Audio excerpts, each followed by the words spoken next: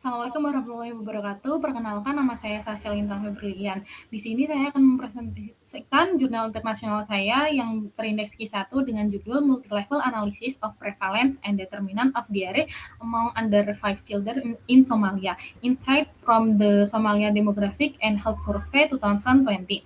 Yang pertama ada di judul makalah. Tidak terlalu panjang atau tidak terlalu pendek, ya. Judul terdiri dari 20 kata, sangat panjang karena umumnya maksimal hanya 15 kata. Menggambarkan isi utama penelitian, ya.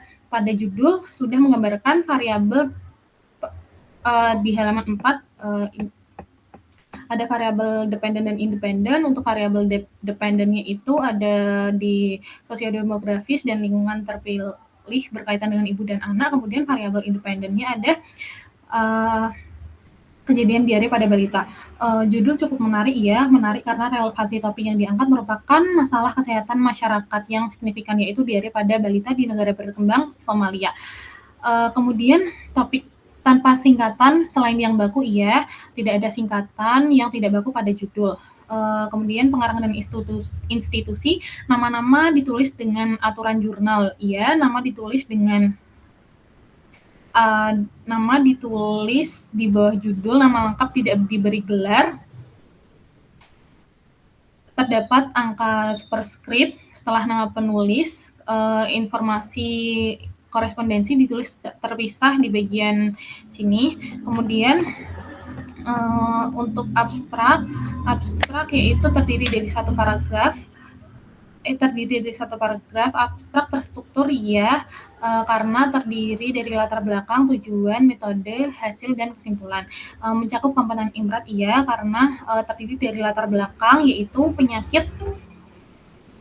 penyakit diare tetap menjadi tantangan kesehatan masyarakat yang kritis, terutama bagi anak-anak di bawah 5 tahun. Kemudian tujuannya yaitu untuk menilai prevalensi penentu diare pada populasi yang rentan. Metodenya menggunakan pendekatan analisis prevalensi multilevel. Waktu penelitiannya di data sekunder demografi kesehatan Somalia tahun 2018 sampai tahun 2019. Kemudian untuk hasil penelitiannya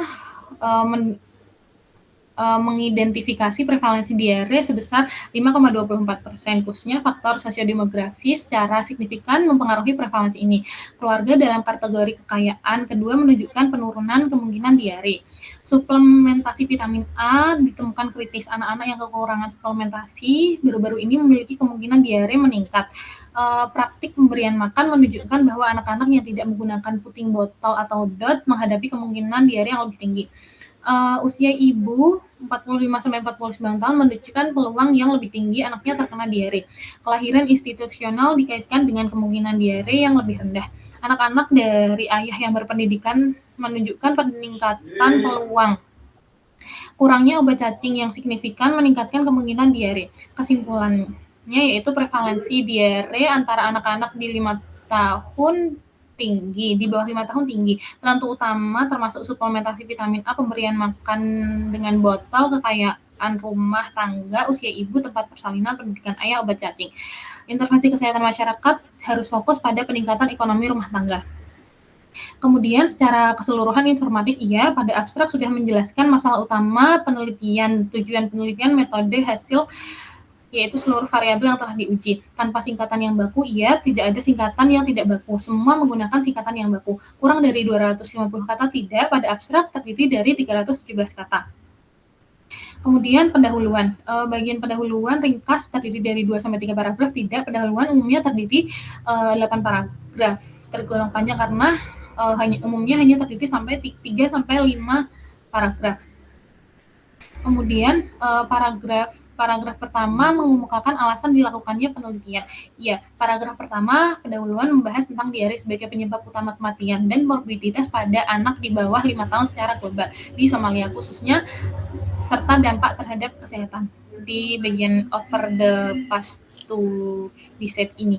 Kemudian paragraf berikut menyatakan hipotesis atau tujuan penelitian. Ia tertulis pada paragraf terakhir, yaitu tujuan utama penelitian ini adalah untuk menilai prevalensi diare pada kelompok usia balita untuk mengidentifikasi faktor sosiodemografis dan lingkungan lingkungan melalui analisis multilevel.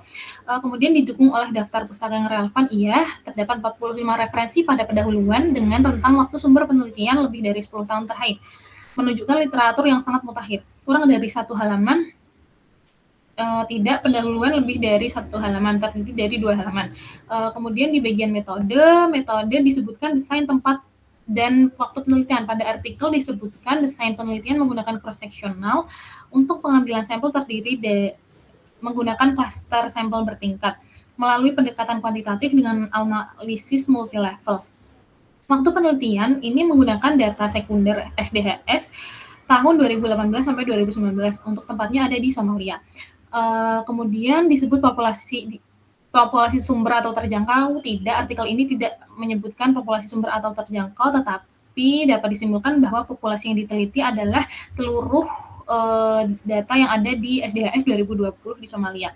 Dijelaskan kriteria inklusi dan eksklusi. Tidak, kriteria inklusi dan eksklusi yang spesifik untuk data yang digunakan anak-anak di bawah 5 tahun tidak disebutkan secara eksplisit dalam artikel ini. Disebutkan cara pemilihan subjek teknik sampling. Tidak, pada artikel ini tidak dijelaskan langsung cara pemilihan subjek atau teknik sampling. Hal ini karena penelitian menggunakan data sekunder dari Somalia. Kemudian disebutkan perkiraan besar sampel. Iya, di bagian sample size disebutkan bahwa ada 13.210 sampel. Kemudian besar sampel dihitung dengan rumus yang sesuai. Tidak ada para peneliti dalam studi ini menghitung besar sampel menggunakan rumus, karena penelitian ini menggunakan data sekunder. Kemudian komponen-komponen rumus besar sampel masuk akal. Tidak ada penjelasan terkait komponen rumus besar sampel. Observasi, pengukuran, serta intervensi dirinci sehingga orang dapat mengulanginya. Iya, observasi, intervensi dirinci secara jelas dalam tabel karakteristik pertama halaman 5. Tidak ada intervensi yang dilakukan oleh para peneliti dalam studi ini. Dituliskan rujukan teknik pengukuran tidak rinci. Iya, secara implisit artikel ini merujuk pada laporan resmi SDHS 2020 sebagai sumber detail teknik pengukuran dan metodologi pengumpulan data yang dijelaskan secara rinci. Pengukuran dilakukan secara tersamar. Iya, karena peneliti menganalisis data sekunder ini. Artikel tidak berinteraksi langsung dengan subjek penelitian. Kemudian dilakukan uji keandalan kappa. Tidak, penelitian ini tidak menyebutkan uji pengukuran kappa. Definisi istilah dan variabel penting dikemukakan. Iya, disebutkan pada halaman 4. The dependent variable for this study was diare. Kemudian variabel penjelasnya ada di sini disebutkan bahwa ada 19 variabel. Kemudian ethical clearance diperoleh. Iya, ethical clearance diperoleh di halaman terakhir. Ini ethics approval and consent to participate. Kemudian persetujuan subjek diperoleh. Tidak, karena tidak ada penyebutan langsung bahwa persetujuan subjek diperoleh dari artikel ini. Disebutkan rencana analisis batas kemaknaan dan power penelitian. Iya, pada halaman 4. Penelitian ini mencantumkan rencana analisis menggunakan Stata 17. Uji statistiknya menggunakan chi-square dan untuk power penelitian tidak dicantumkan. Disebutkan program komputer yang dipakai. Iya, program komputer yang dipakai yaitu Stata 17, disertakan kemudian hasil, disertakan tabel karakteristik subjek penelitian. Iya, ada di tabel 1 ini. Kemudian karakteristik subjek intervensi dideskripsikan. Ya, di tabel 1 sudah dideskripsikan. Kemudian tidak dilakukan uji hipotesis untuk kesetaraan. Iya, tidak perlu dan tidak dilakukan uji hipotesis kesetaraan pra-intervensi. Karena sifat desain penelitian ini adalah observasional dan non-intervensi. Disebutkan jumlah subjek yang diteliti. Ya, subjek penelitian ada di 13.210 responden. Dijelaskan subjek yang di drop out. Penelitian ini tidak ada subjek yang di drop out. Ketepatan numerik dinyatakan sesuai standar ilmiah. Halaman nomor dapat dilihat di ini. Kemudian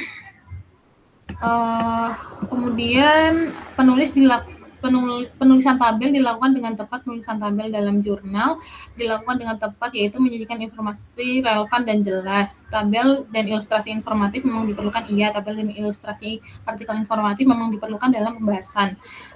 Kemudian tidak semua hasil dalam tabel disebutkan pada nas. Bukti penjelasan tabel sangat rinci memuat bahwa misalnya tabel 1 mencantumkan frekuensi dan presentasi 19 variabel, tapi kepemilikan radio,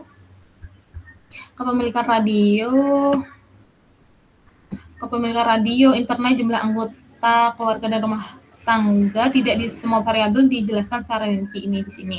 Kemudian pada tabel 2 dan 3, uji chi-square dan regresi logistik multilevel, beberapa variabel tidak ditulis dalam pembahasannya. Misalnya internet usage muncul dalam tabel dengan nilai P signifikan tetapi tidak dijelaskan lebih lanjut dalam hasil atau diskusi. Semua outcome penting disebutkan dalam tabel, iya. Dalam bagian results tadi menyampaikan bahwa prevalensi diare 5,24%, kemudian secara rinci mengidentifikasi faktor-faktor penentu yang berkaitan secara signifikan, seperti faktor yang meliputi yaitu kategori kekayaan, pemberian vitamin, penggunaan botol dot, usia ibu, tempat persalinan, pendidikan ayah, dan pemberian obat cacing.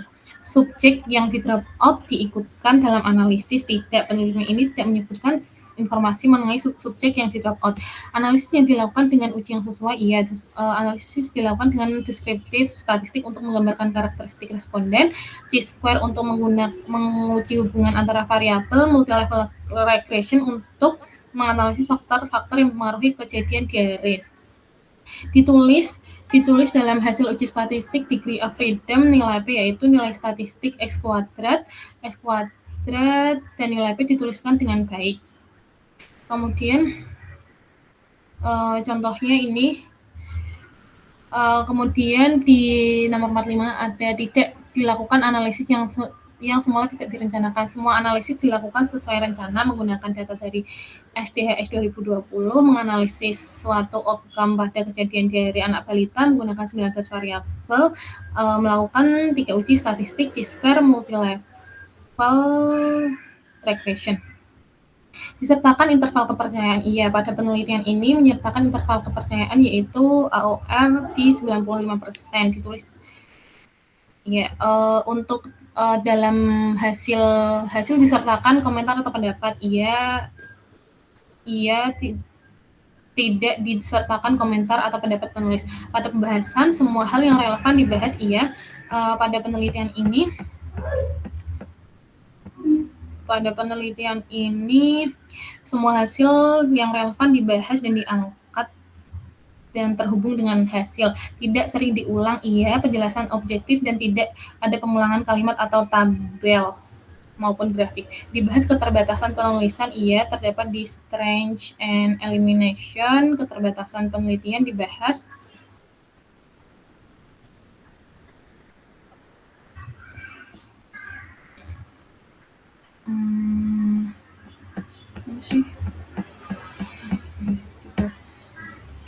Ini data bersumber dari laporan Ibu self-report. Kemudian faktor penting tidak diukur dalam survei seperti status gizi anak, penyakit lain dalam 2 minggu, praktik budaya, akses terhadap pelayanan kesehatan, desain studi, cross-sectional.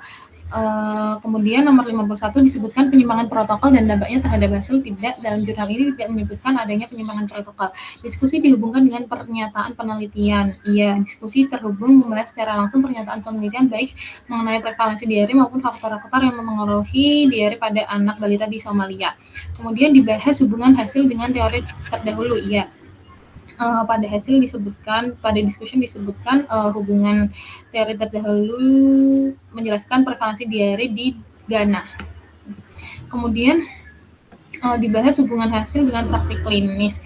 Tidak ada pembahasan langsung mendalam mengenai praktik klinis individual diagnosis, tetapi terapi medis intervensi klinis spesifik.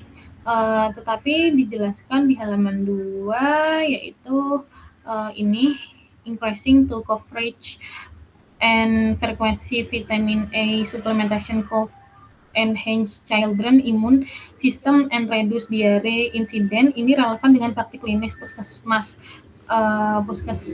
yang memberikan suplementasi vitamin A.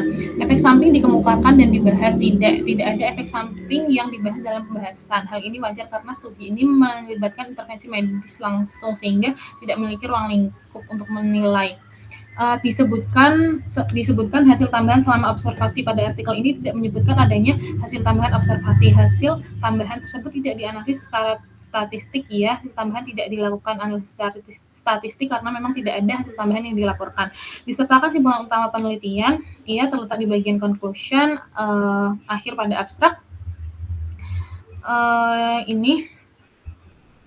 Ini kemudian disampaikan dengan jelas dan ringkas, mencerminkan temuan paling penting serta memberikan rekomendasi berbasis bukti masyarakat. Simpulan didasarkan pada data penelitian. Ya, simpulan dalam jurnal tersebut didasarkan pada data penelitian disajikan bagian hasil analisis. Simpulan tersebut sahih. Iya, berdasarkan data penelitian, simpulan merujuk langsung pada hasil analisis. Kemudian mengakui keterbatasan penelitian. Iya, keterbatasan penelitian. Dalam bagian strength and elimination, penulis menyatakan studi ini bersifat cross-sectional sehingga tidak dapat menarik kesimpulan kausalitas. Ada variabel penting yang tidak tersedia dalam data, misalnya status gizi. Kemudian didukung oleh teori studi sebelumnya. Simpulan diambil diperkuat oleh pembandingan hasil dengan penelitian di negara lain. Penjelasan biologis dan logis, misalnya fungsi vitamin A pada kekebalan tubuh. Kemudian disebutkan generalisasi hasil pada penelitian. Iya, penelitian disebut dapat digeneralisasi untuk anak-anak balita di Somalia secara nasional karena menggunakan sampel survei nasional yang representatif. Kemudian disertakan saran penelitian.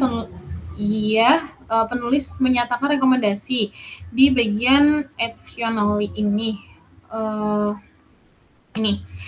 Kemudian ucapan terima kasih di halaman 14, data ucapan terima kasih ditujukan kepada DHS program sebagai penyedia dataset. Ini sesuai dengan etika penulisan ilmiah dan menunjukkan penghargaan yang profesional terhadap sumber data. Ucapan terima kasih dinyatakan secara wajar. Ucapan terima kasih dinyatakan secara wajar meskipun disampaikan secara implisit dan tidak ada dalam format. Daftar pustaka disusun sesuai aturan jurnal. Iya, daftar pustaka sudah disusun sesuai aturan jurnal BMC Public Health dengan gaya font cover, numerik, dan format bibliografi ilmiah yang tepat. Kemudian kesesuaian citasi pada nas daftar pustaka. Kesesuaian citasi di dalam nas daftar pustaka terjaga dengan baik. Sistem citasi mengikuti gaya Vancouver. Citasi dalam naskah menggunakan format numerik sesuai urutan kemunculan nomor referensi dan dalam teks sesuai dengan daftar pustaka. Bahasa baik dan benar, enak dibaca. Iya, bahasa penulisan mudah dipahami pembaca sehingga menggunakan bahasa Inggris formal. Makalah ditulis dengan ejaan yang taat asas. Iya, makalah ditulis dengan ejaan taat asas. Penulis menggunakan bahasa Inggris ilmiah dengan ejaan istilah dan struktur yang sesuai dengan standar jurnal ilmiah internasional tanpa kesalahan yang mencolok. Sekian presentasi dari saya, kurang lebihnya mohon maaf. Assalamualaikum warahmatullahi wabarakatuh.